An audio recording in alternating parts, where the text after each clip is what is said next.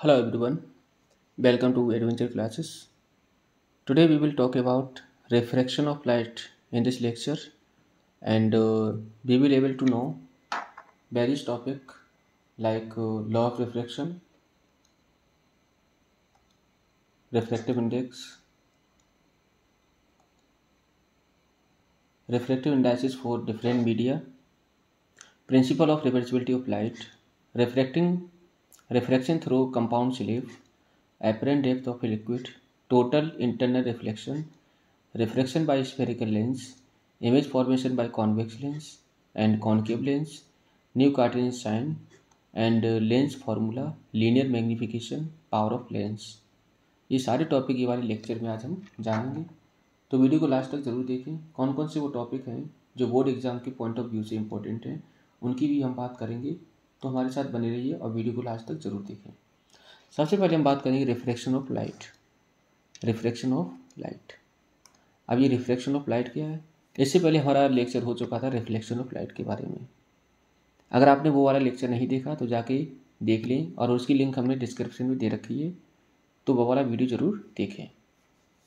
तो reflection of light, तो reflection is the phenomena of change in the path direction of light as it travel from one transparent medium to another transparent medium. तो जब भी एक light रे एक medium से किसी दूसरे मीडियम में जाए तो अपने पाथ को क्या करता है, डेविएट कर लेता है। क्यों? क्योंकि उसका जो मेन रीजन होता है वो होता है स्पीड ऑफ लाइट। तो अगर स्पीड ऑफ लाइट चेंज होगी तो जाके लाइट हमारी क्या हो जाएगी, बेंड हो जाएगी।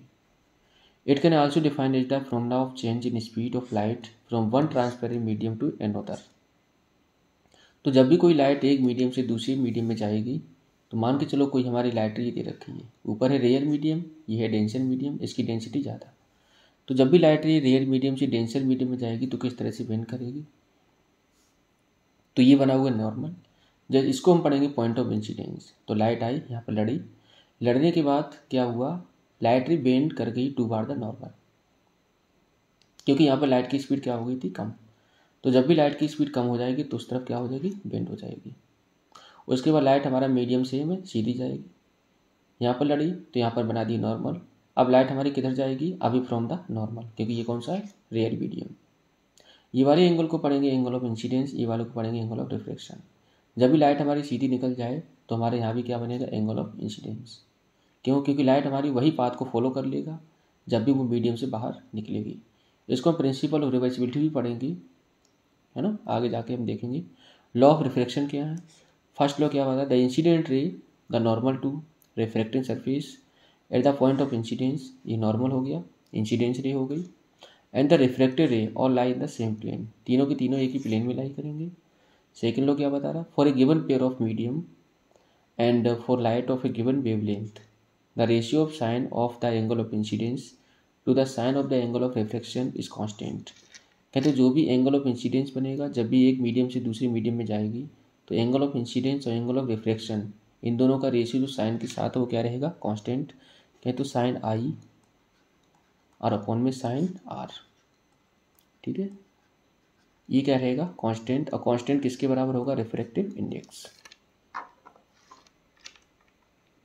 तो फास्ट मीडियम का मतलब कम रिफ्रैक्टिव इंडेक्स, स्लो मीडियम मतलब यहाँ पर लाइट की स्पीड क्या है, कम, तो क्या होगी, नॉर्मल की तरफ बेंड कर जाएगी। बेंडिंग ऑफ लाइट, तो ये हमारी लाइट आ रही है, आने के बाद क्या हो रही है, अलग अलग तरह से बेंड हो रही है।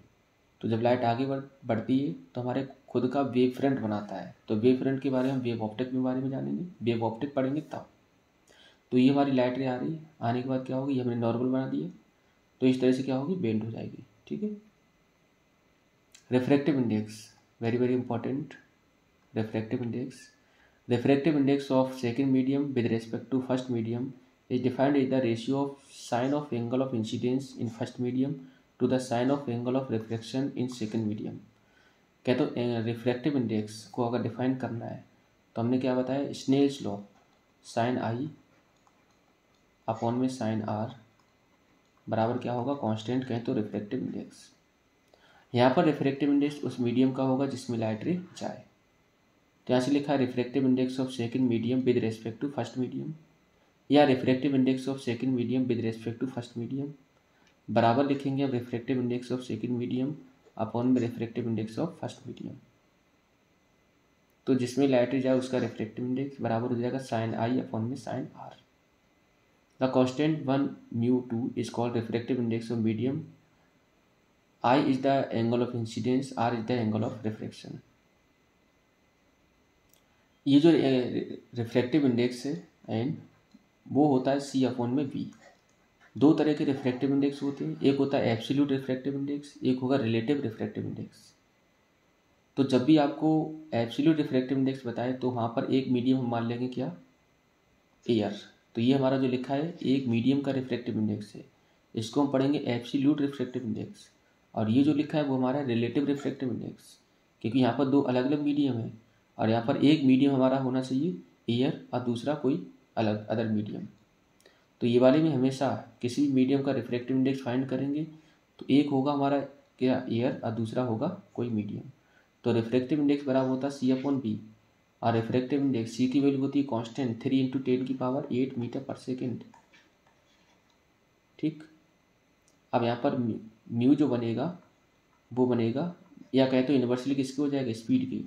तो जिसमें लाइट की स्पीड ज़्यादा उसका रिफ्रैक्टिव इंडेक्स कम, जिसमें लाइट की स्पीड ज़्यादा उसमें रिफ्रैक्टिव इंडेक्स कम, और जिसमें लाइट की स्पीड कम उसमें रिफ्रैक्टिव इंडेक्स ज़्यादा, रेसिप्रोकल है। ठीक है, तो यहाँ पर क्या लिखा, refractive index of second medium with respect to first medium बराबर क्या लिखा था, N2 अपॉन N1। तो क्या हो जाएगा, speed of light in first medium, मतलब रेसिप्रोकल कर दो और अपॉन में कर दो सेकंड मीडियम। क्लियर। तो रिफ्रैक्शन थ्रू पहले ग्लास स्लैब, ग्लास स्लैब के थ्रू रिफ्रैक्शन अगर देखें तो यहाँ पर हमने क्या लगा दिया, स्नेल्स लॉ। तो बनेगा साइन I1 अपॉन में साइन R2 R1 कहें sine I upon sine R बराबर रिफ्रैक्टिव इंडेक्स, किसका रिफ्रैक्टिव इंडेक्स, जिसमें लाइट जा रही है। तो refractive index of B with respect to A. अब यहाँ पे स्नेल्स लॉ लगाओ, तो साइन I2 इंसिडेंस हमारा कितना I2 अपॉन में साइन R2 बराबर होगा रिफ्रैक्टिव इंडेक्स ऑफ ए। कहाँ जा रही है, एयर में जा रही है, पहले मीडियम में जा रही है, ए में, रियल मीडियम में। हमें पता है refractive index of B with respect to A into refractive index of A with respect to B बराबर क्या होगा, 1। या फिर इस तरह से कह सकते हो, refractive index of B with respect to A बराबर होगा 1 अपॉन में refractive index of A with respect to B. तो बात एक ही बन गई, यहाँ पर वैल्यू रखोगे रेशियो क्या आ जाएगा, 1। आने के बाद sign I upon sine R1 बराबर क्या हो जाएगा, ये 1। तो यहाँ से ये दोनों खत्म होने के बाद क्या आएगा, साइन I1 अपॉन में sine R1 into sine I2 upon sine R2। अब यहाँ पर बच्चों क्या होगी, R1 और R2 एंगल हमारे क्या होंगे, बराबर। R1 और R2 क्या होंगे, बराबर। इनको ख़त्म कर दो, साइन I1 इधर ले जाओ, साइन R2, तो यहाँ से बन जाएगा I1 बराबर R2, I1 बराबर R2। तो I1 बराबर R2, तो ये हमारा होगा एंगल ऑफ इंसिडेंस। ये R2 को हम पढ़ते हैं एंगल ऑफ इमरजेंट E। तो एंगल ऑफ इमरजेंट हमेशा एंगल ऑफ इंसिडेंस के बराबर होगा in case of glass slab. Mu of the optical rare medium is lower and that of denser medium is higher. हाँ, डेंसर मीडियम का refractive index ज़्यादा होता है, रेयर मीडियम का रिफ्रैक्टिव इंडेक्स कम होता है। Denser medium with respect to rare medium is more than 1 and that of rare medium with respect to denser medium is less than 1। तो जो भी हमारा रिफ्रैक्टिव इंडेक्स होगा डेंसर के लिए ज़्यादा होगा, रेयर के लिए कम होगा। Refraction the velocity and wavelength of light change. तो रिफ्रैक्टिव या रिफ्रैक्शन के दौरान वेलोसिटी भी और वेवलेंथ पे भी फर्क पड़ता है। कैसे, हम लोग पढ़ते हैं न्यू बराबर सी अपॉन लेमडा, ठीक है, सी अपॉन लेमडा। तो यहाँ पर सी जो है या वेलोसिटी है डायरेक्टली किसकी बनेगा, लेमडा के। तो अगर स्पीड बढ़ेगी तो वेवलेंथ क्या होगी, बढ़ेगी। तो जिसकी वेवलेंथ ज़्यादा होता है उसकी स्पीड क्या होती है, ज़्यादा। तो रेड कलर अगर ले लें तो रेड कलर का वेवलेंथ ज़्यादा तो उसकी स्पीड क्या होगी, ज़्यादा। ठीक। In refraction the frequency and phase of light no change. तो जो भी फ्रिक्वेंसी है वो चेंज नहीं होती है, फ्रिक्वेंसी क्या रहेगी, कांस्टेंट। तो हमने हमारी क्या मानी, फ्रिक्वेंसी। ठीक। Refractive index of different medium. तो अलग अलग मीडियम के लिए कुछ रिफ्रैक्टिव इंडेक्स दे रखे हैं। जैसे एयर का होता है 1.000103, आइस के लिए ये जैसे डेंसिटी बढ़ेगी तो रिफ्रैक्टिव इंडेक्स भी बढ़ेगा। तो सबसे डेंसर मीडियम हमारा कौन सा है? डायमंड। तो इसका रिफ्रैक्टिव इंडेक्स क्या है? मैक्सिमम 2.42। प्रिंसिपल ऑफ रिवर्सिबिलिटी, ये जो कि सिलेबस में नहीं है, इसका मतलब होता है लाइट वही पाथ को फॉलो करेगी। लिखा है if a ray of light after suffering any number of reflection and और refraction has its path reverse at any stage it travel back to the source along the same path in the opposite direction. तो light वही path को follow करेगा जिस path से गई, अगर उसके पाथ को हम कर दें रिवर्स। ठीक है, तो मान के चलो शुरुआत में यहाँ से लाइट गई, बेंड हो गई, अगर डायरेक्शन को हम पलट दें तो यही वाली पाथ को फॉलो करेगा। क्लियर? तो इसको हम पढ़ते हैं reversibility of light. Refraction through a compound slab, जब हमारे पास दो से ज़्यादा स्लेब हो तब जाके क्या होगा? तो ये हमारी एक स्लेब ये, एक स्लेब ये, तो लाइट ने हमारी ये गई, बेंड हो गई, तो यहाँ पर हुई, उसके बाद यहाँ से रिफ्रैक्शन अलग होगा। ठीक है, तो यहाँ पर आसानी से कर सकते हो। तो refractive index of B with respect to A, तो बनेगा साइन I1/R1। यहाँ पर आ जाओ, स्नेचुरल लगा दो। सी, तो refractive index of C with respect to B, कहाँ, क्योंकि बी से आ रही कहाँ जा रही? सी में। उसके बाद ए कहाँ से? सी में। लगाने के बाद क्या आएगा? 1। तो ये हम आसानी से कर सकते हैं। एपरेंट डेप्थ क्या होती है? एपरेंट डेप्थ का बच्चों मतलब ये है कि कोई भी ऑब्जेक्ट जब हमारा किसी फ्लूइड वगैरह, लिक्विड वगैरह में पड़ा हुआ है तो बॉटम से कुछ ऊंचाई भी दिखाई पड़ता है। ठीक है, कहाँ पर? एपियर हो रहा है। तो वास्तव में कोई हमारा ऑब्जेक्ट यहाँ पड़ा हुआ है, सिक्का वगैरह पड़ा हुआ है, जब हमने ऊपर से देखा अपनी आँख से, देखने के बाद ये कहाँ पर एपियर हुआ? यहाँ पर। तो इसको हम पढ़ेंगे एपरेंट पोजीशन। अब ये हमारी क्या होगी? रियल डेप्थ, इसको होगी एपरेंट डेप्थ। तो ये जो बनेगा वो हमेशा होगा रिफ्रैक्टिव इंडेक्स के बराबर। तो refractive index of air with respect to B, कहें तो A with respect to B बराबर साइन आई अपॉन में साइन आर। इसको अगर पलट दें तो बन जाएगा साइन आर अपॉन में साइन। तो जो भी हमारी होगी रियल डेप्थ अपॉन में एपरेंट डेप्थ बराबर होगा रिफ्रैक्टिव इंडेक्स की। तो यहाँ से आसानी से हम, अगर शिफ्ट आपको फाइंड करनी है तो टोटल में से ई माइनस कर दो तो आपकी शिफ्ट आ जाएगी, कितना ऊपर शिफ्ट हुआ। तो रियल डेप्थ हमारी कितनी है? H R. एपरेंट कितनी है? H E. तो H R minus H E बराबर बन गया ये। ठीक है, it will observe in the real medium and the object in denser medium, then apparent depth क्या होगी? ज़्यादा, और real depth क्या होगी? कम। To a bird the fish appear to the near than actual depth। Clear? तो ये हमारा change होता रहेगा। टोटल इंटरनल रिफ्लेक्शन क्या है? TIR। तो स्नेल्स लॉ में जैसा कि हम लोगों ने पढ़ा है कि जो भी लाइट है स्नेल्स लॉ में एंगल आई जो होगा वो डायरेक्टली होगा एंगल आर के। अगर एंगल ऑफ इंसिडेंस को बढ़ाएंगे तो एंगल ऑफ रिफ्लेक्शन अपने आप बढ़ेगा, रिफ्लेक्शन अपने आप बढ़ेगा। धीरे धीरे क्या होगा? लाइट ने हमारी डेंसिटी से रियल में जा रही है, अगर सीधी चाहे तो नॉर्मल, उसके बाद थोड़ा सा इंक्लाइन करा तो एंगल ऑफ इंसिडेंस क्या होगा? चेंज करा हमने, एंगल ऑफ रिफ्लेक्शन चेंज होगा। इस तरह से एंगल ऑफ इंसिडेंस को बढ़ाते जा रहे हैं। एक कंडीशन ऐसी आ गई कि एंगल ऑफ रिफ्लेक्शन हमारा बन गया कितना? 90 डिग्री। कितना बन गया? 90 डिग्री। तो ये वाले एंगल ऑफ इंसिडेंस को हम पढ़ेंगे, एंगल ऑफ रिफ्लेक्शन बन गया 90 डिग्री, ये वाले एंगल ऑफ इंसिडेंस को पढ़ेंगे क्रिटिकल एंगल। उसके बाद अगर एंगल ऑफ इंसिडेंस को बढ़ाएं, एंगल ऑफ इंसिडेंस की वैल्यू हमारी क्रिटिकल एंगल से ज़्यादा हो जाए तो हमारा केस बनेगा टोटल इंटरनल रिफ्लेक्शन का। तो लाइट जिधर से आ रही थी उसी मीडियम में वापस चली जाएगी। टोटल का मतलब है 100% लाइट क्या होगी? रिफ्लेक्ट हो जाएगी उसी मीडियम में। टिप्स क्या है? The incident ray must be in optically denser medium.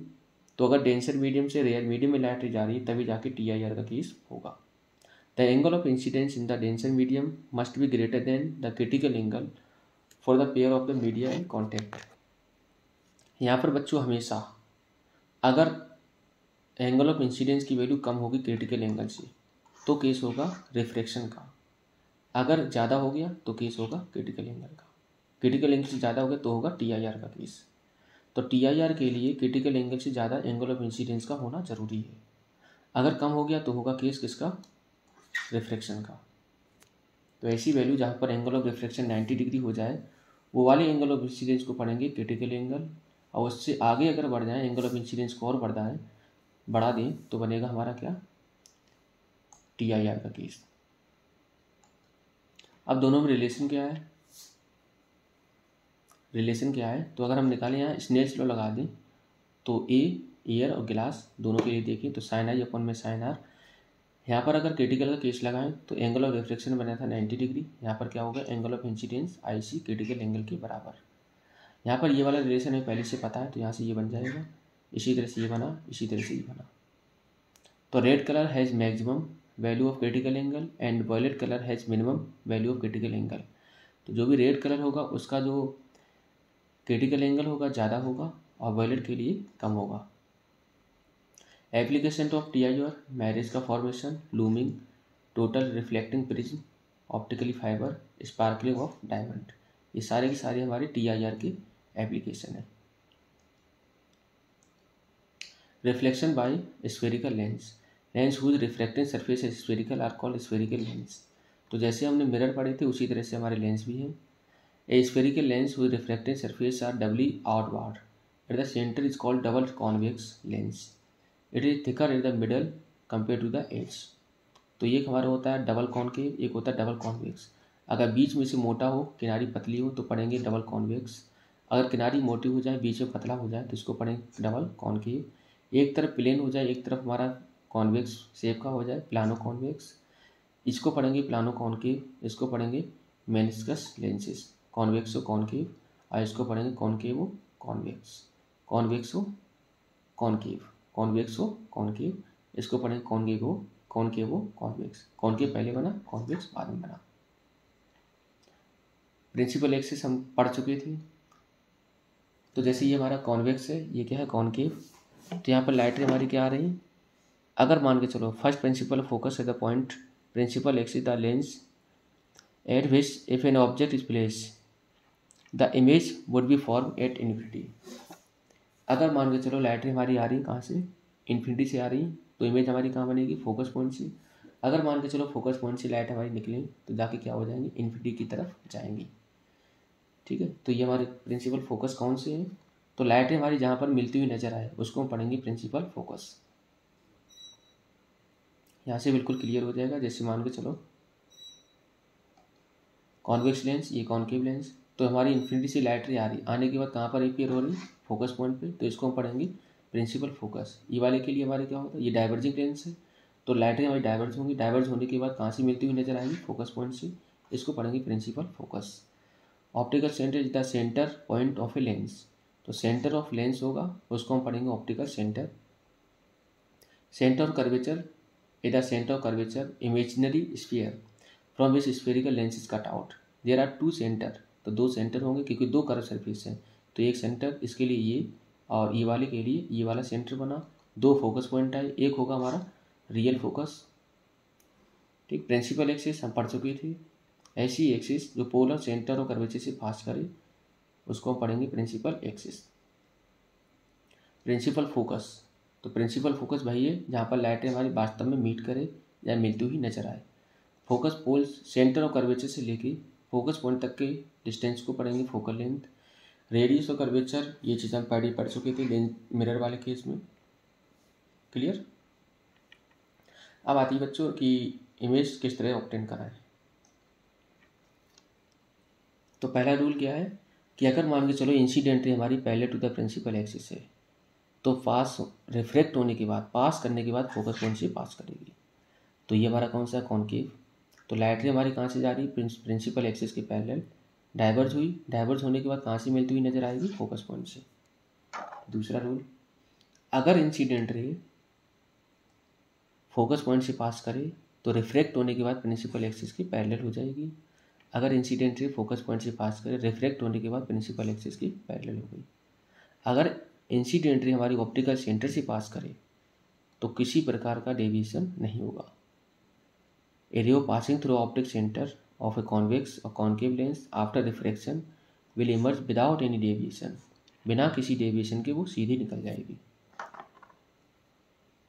When object place at infinity, अब हमारे आते हैं इमेज फॉर्मेशन।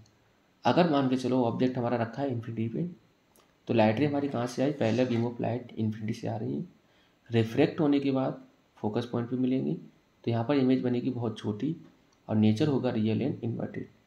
तो जिस तरह से कॉन्केव मिरर था उसी तरह से कॉन्वेक्स लेंस काम करेगा। वहाँ पर हमने कॉन्केव मिरर में 6 केस पढ़े थे, तो कॉन्वेक्स लेंस में भी 6 केस होंगे। इमेज हमारी बनेगी F2 पे real and inverted very small के highly diminished.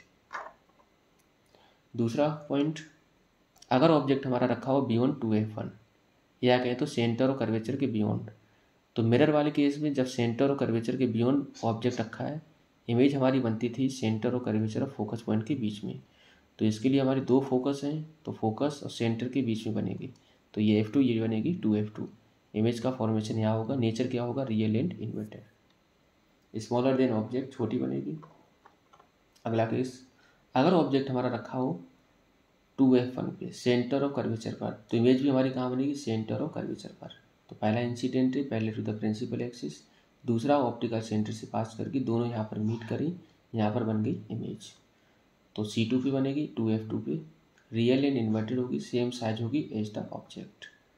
When object AB is placed between C and F1, अगर ऑब्जेक्ट हमारा रखा हो फोकस पॉइंट और पोल के बीच में, सॉरी सेंटर और कर्वेचर के बीच में, 2F1 और F1 के बीच में, इमेज कहाँ बनेगी, बियॉन्ड 2F2 बनेगी। तो पहला इंसिडेंट रे इधर गया, दूसरा इंसिडेंट रे ऑप्टिकल सेंटर से पास करा दिया, दोनों जाने के बाद यहाँ पर मिले, यहाँ पर बनेगी इमेज। इमेज का साइज क्या होगा, larger than object, real and inverted. अगला केस, अगर ऑब्जेक्ट हम रखें फोकस पॉइंट पर, इमेज हमारी जाके बनेगी इन्फिनिटी पे। तो ये हमारा बना पहला इंसिडेंट रे, उसके बाद इधर फोकस पॉइंट से पास करा, दूसरा इंसिडेंट है हमने ऑप्टिकल सेंटर से निकाल दिया, इमेज हमारी बनेगी जाके इन्फिनिटी पे, रियल एंड इन्वर्टेड होगी, वेरी लार्ज बहुत ज़्यादा बड़ी बनेगी। अगर ऑब्जेक्ट हम रखें कहाँ पर, close to the optical centre, कहें तो फोकस पॉइंट के अंदर रखें, ऑप्टिकल सेंटर और फोकस के बीच में, तो पहला इंसिडेंट ये गया इधर गई, दूसरा इंसिडेंट को हमने ऑप्टिकल सेंटर से पास कराया। यहाँ से अगर हम देखेंगे तो ये दोनों लाइट रे हमारी मिलेंगी नहीं कहीं, तो अगर इनको पीछे तक बढ़ाएं, बढ़ाने के बाद यहाँ पर क्या हुआ, मिल गई, यहाँ पर बनेगा इमेज। तो इमेज हमारी क्या होगी, बड़ी होगी, on the same side as that of object, object की तरफ बनेगी इमेज, वर्चुअल एंड इरेक्ट होगी, लार्जर देन ऑब्जेक्ट, ऑब्जेक्ट से बड़ी बनेगी। तो ये हमारे केस है, अगर ऑब्जेक्ट रखा है कहाँ पर, इन्फिनिटी पे, इमेज हमारी कहाँ बनेगी, फोकस पॉइंट पर, हाईली डिमिनिश्ड होगी, real and inverted. Beyond C रखा है तो between F and C diminished होगा, रियल एंड इन्वर्टेड। तो सारी इमेज हमारे रियल एंड इन्वर्टेड होगी, लेकिन एक केस को छोड़ के, अगर ऑब्जेक्ट हमारा कहाँ रखा है, फोकस और ऑप्टिकल सेंटर के बीच में, तब जाके इमेज हमारा नेचर क्या होगा, वर्चुअल एंड इरेक्ट। तो ये हमारे स्पेशल केस है। इसी तरह से कॉनकेव मिरर में था, अगर ऑब्जेक्ट हम कहाँ रखें, पोल और फोकस पॉइंट के बीच में, तब जाके इमेज हमारी क्या बनेगी, वर्चुअल एंड इरेक्ट। अगर हम कॉनकेव की बात करें, कॉनकेव, तो पहला केस, अगर ऑब्जेक्ट हमारा कहाँ रखा हो, ऑप्टिकल सेंटर और इन्फिनिटी के बीच में, तो कहीं भी एट एनीवेयर, ऑब्जेक्ट ये रखा, पहला इंसिडेंट ये गया, इधर हमारी गई, इसको पीछे तक बढ़ाए, फोकस पॉइंट से पास करेगी, दूसरा हमने इधर निकाला ऑप्टिकल सेंटर से, दोनों हमारी कहाँ मिली, यहाँ पर क्या होगा, इमेज का फॉर्मेशन। तो यहाँ पर इमेज हमारी बनेगी on the same side of the object, virtual and erect होगा, स्मॉलर देन ऑब्जेक्ट, ऑब्जेक्ट से छोटी बनेगी। साइन कन्वेंशन वही है हमारे जो हम मिरर में काम किए थे। इंसिडेंट रे के डायरेक्शन में सारी वैल्यू क्या होंगी, पॉजिटिव, इंसिडेंट रे के अपोजिट डायरेक्शन में सारी वैल्यू क्या होंगी, निगेटिव। तो इंसिडेंट रे हमारा मान लो ऑब्जेक्ट ये रखा है, इंसिडेंट रे का डायरेक्शन ये बनेगा, ये डायरेक्शन में सारी वैल्यू क्या होंगी, पॉजिटिव। सारी वैल्यू को हम मेजर करेंगे कहाँ से, पोल से, ऑप्टिकल सेंटर से। प्रिंसिपल एक्सिस के ऊपर सारी वैल्यू क्या होंगी, पॉजिटिव, प्रिंसिपल एक्सिस के नीचे सारी वैल्यू होंगी निगेटिव। अगर हम इधर जा रहे हैं सारी वैल्यू पॉजिटिव, अगर हम इधर जा रहे हैं सारी वैल्यू नेगेटिव, लेकिन सारी वैल्यू हम मेजर कहाँ से करेंगे, पोल से। मान लो हमारी ये ऑब्जेक्ट है, तो ऑब्जेक्ट डिस्टेंस हमारी क्या बनेगी, नेगेटिव, फोकल लेंथ हमारी क्या होगी, पॉजिटिव, इमेज मान के चलो इधर बनी, तो इमेज डिस्टेंस होगी positive. Lens formula, lens formula, तो ये हमारा लेंस फार्मूला मिरर फार्मूला अंतर क्या है, 1/b माइनस 1/u बराबर 1/f। मिरर में क्या था, यहाँ प्लस था, यहाँ पर है माइनस। लीनियर मैग्नीफिकेशन उधर हम पढ़ चुके थे, मैग्नीफिकेशन बराबर हाइट ऑफ इमेज अपॉन में हाइट ऑफ ऑब्जेक्ट, वहाँ पर था -b/u, यहाँ पर लिखा है b/u, बहुत बहुत इंपॉर्टेंट। मैग्नीफिकेशन अगर हम v और f के टर्म में निकालें तो बनेगा f minus b/f। Magnification in term of u के टर्म में निकालें तो बनेगा u। Power of lens, power of lens is the ability to bend a ray of light falling on it is reciprocal with focal length. तो power of lens हमारे क्या है, reciprocal होता है किसका, फोकल लेंथ का। फोकल लेंथ हमेशा होगी मीटर में, और इसकी जो यूनिट बनेगी वो बनेगी डायोप्टर। क्या बनेगी, डायोप्टर। तो ये पूरा हमारा लेक्चर था रिफ्रैक्शन ऑफ लाइट की ऊपर। अगला लेक्चर में हम लोग पढ़ेंगे प्रिज्म के बारे में। पढ़ाई करते रहें। All the very best.